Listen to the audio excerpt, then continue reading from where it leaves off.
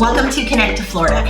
In today's video, we're going to be talking about 7 reasons I think you may regret the downsize to a condo here in Southwest Florida. If you're new to the channel, I want to say hello. My name is Barrett Pastor, and I've been a real estate broker for 25 years. So hopefully I'm coming to you from a place of knowledge and experience, and I can help you with all things here in Florida real estate related. All right, so let's jump into the 7 reasons you may regret buying a condo. All right, number 1, you determine that you miss being outside. Now, what do I mean by that? You might be thinking, well, what are you talking about? I can go outside anytime I want. Well, let's talk about that for a minute. Are you a person in your single family home that you would just walk straight out to your garage, kind of roam around, look around your garage, go outside, look at your yard, maybe go out back, look at your garden? Do you do that often? Do you just kind of walk out, get the paper, get the mail? If you're a person that's used to being able to just walk outside as you please, a condo may or may not work for you. There are condos that are all interior, meaning you're going to walk out into a hallway, or you could have a condo that isn't like that. It's on the exterior, but it's on the 2nd floor. So when you walk outside, you're either walking out onto a walkway and looking out, and then you've got to go downstairs or down an elevator, or you're walking into your screened lanai. And the screened lanais are really nice, but sometimes you just want to get outside. Maybe you're a person that likes gardening and you like tinkering. Those are things to consider. Even bike riding. Now, if you buy a condo that has somewhere where you can store a bike, that might work, but think that through. And if you're a person that enjoys riding bikes and you want that quick access to your bike, make sure that you have a garage with the condo that you're buying. All right, number 2, the pool. The famous pool at the condo. So sometimes the pools are really fun, they're enjoyable, there's great people there, you really enjoy it. Other times the pools are cliquey, there's little friendship groups, maybe people brought their bratty grandkids in the head and knocking over your glass of wine or whatever it may be. Sometimes the pool is a great thing, sometimes it isn't. Another situation with the pool is during season, if the pool is small, and I always ask people when I'm working with them, do you want just a pool or do you want a resort style pool? Because a small apartment complex size pool, if you put a lot of people in there, you're wall to wall. You're literally all standing next to each other. I've had that happen more than once where I'm showing property and we go to look at the pool, and if there's 25 or 30 people in that pool and they're all just standing and nobody could even think of swimming, that is usually not what someone is thinking of when they're thinking of a nice, relaxing pool. The other thing is, if depending on the community you're buying in, sometimes this is something that just happened to me recently, again, showing a buyer a community, and this was not a 55 plus community, which is fine, but the pool was beautiful, but there was a lot of beautiful people around the pool, and I'm talking about people in Brazilian cut bikinis and men in kind of like European thongs. It just seemed to be the day for that. And my buyer was definitely not of that mindset.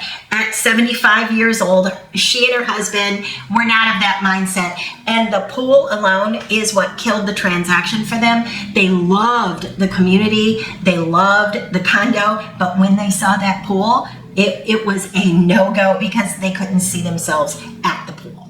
So as an aside, before we jump into number 3, that is the reason that you want a good real estate agent who's going to show you the amenities. Always, that's part of the tour that I do with folks. I allow enough time to show the real estate, but also enough time to show the amenities because it matters for that reason and many other reasons. So too much closeness, number 3. So what do I mean by that? With a condo, yes, you're going to have a shared wall.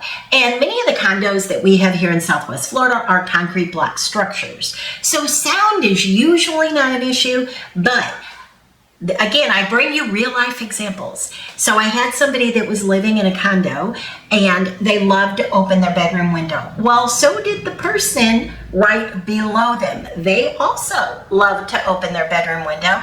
And I'll let you use your own imagination there. It was not good. It was not good. So just keep that in mind. If everybody's opening windows, especially in the winter when it's beautiful in Florida, you know, you can hear some noise, and maybe it's noise you don't want to hear. The other thing is cigars, cigarette smoke. If somebody above you or below you is smoking in their lanai, it's almost unavoidable that you're not going to have that coming in your lanai, even if yours is fresh and clean and you don't smoke in your unit. All right, number 4. With a condo, you're going to be paying fees. Of course, you're going to have condo fees. Your condo fees take care of a portion of the insurance for the exterior. It's going to cover usually the roof. You know, you get a lot of things for your condo fees. It also covers amenities. So one thing that I do here often is I have golfing and pickleball and tennis and restaurants and activities. And you know what? I don't use any of that. I don't do any of it. I thought I was going to. I thought that I would be at the clubhouse every couple nights. I thought I'd be eating dinner there all the time. But what I found is I'm kind of tired of the sea bass. I'm kind of tired of playing pickleball with the same people every week. I kind of enjoy just kind of hanging out in my little condo and relaxing. I like being outside. I want to have my own private pool. So what I mean by that is if you aren't using the amenities and you're paying $500, $600, $700 a month for them, that might get a little bit annoying. So you definitely want to think about how often you think you will use those things. Will it be a benefit to you? All right, number 5, rentals. So many people try to get kind of a double deal on what they're buying. They want to use it themselves, and then they also want it to be income for them. And then maybe they will end up living there on down the road when they retire, and they're buying their retirement property early. Good idea? Yes, it is. But if you're the person that lives next door to that, and maybe you live next door, above, below, to the side, you may not want renters all the way around you. If you're the only person that's there full time, then you might not want to feel like you've got a different neighbor every so often. And I say every so often because you always want to make sure that you're discussing with your agent what the rules are in terms of renting. A weekly rental type place, you're going to feel like you live in a hotel. So that doesn't really work for somebody to live there full time or even seasonally. Now, there are many, many places that only allow rentals twice a year or 3 times a year, and they have to be a minimum of 30, 60, or even 90 days. So that might work better for you if you're going to be there almost full time. Number 6, a raise in fees that you can't do anything about. So again, I'm going to give you a real life example. There are a couple different golf courses that have just sort of decided that they want to redo all the greens and they want to re-landscape. It's thousands over thousands over thousands of dollars. Who do you think's paying for that? Yep, you're going to pay a portion of that. Maybe you love the clubhouse the way that it is. You love that kind of old school look with the maroons and the forest greens, and it feels like a club to you. But the management company decided they want to go with whites and coastals and something a little more beachy looking. Thousands upon millions of dollars. Who do you think is going to pay for that? You're going to pay for that. So keep in mind that when big improvements happen, and they do, you're going to be on the line for that. All right, and then the last one, number 7, dogs. Dogs. The condominiums around here are not incredibly dog friendly. They just aren't. There are a lot of rules when you're working with someone, and I always ask this, but if you're not working with me, I guess the question is why not? But if you're not, make sure that you're telling your agent if you have a dog, and if you have 2 dogs, and if you have a big dog. All of these things matter because a lot of times people coming from up north, they assume that their dog is welcome, and that is not always the case. Many condos in the area have a rule of dogs being less than 25 pounds. 1 dog, definitely not 2. Some communities don't allow dogs at all. And if you have a dog that's more than 50 pounds, you're really gonna have a hard time with it. There aren't that many communities that will allow it. Now you may say, well, how would they know? How would they even know if my little chip over here, how would they know if he weighs 50 pounds or more? Maybe he doesn't weigh that. Maybe he's on a diet and he weighs a little bit less. So I'll just tell you right now, what they're gonna do is ask for vet records, and that is how they gauge that. So be prepared for that.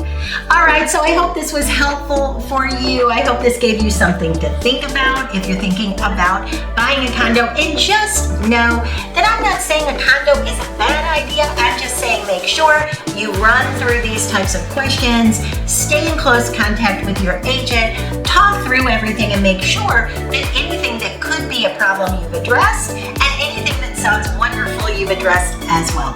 So if I can help, please let me know. All of my contact information is always down below, and I'll see you in the next couple days for another video.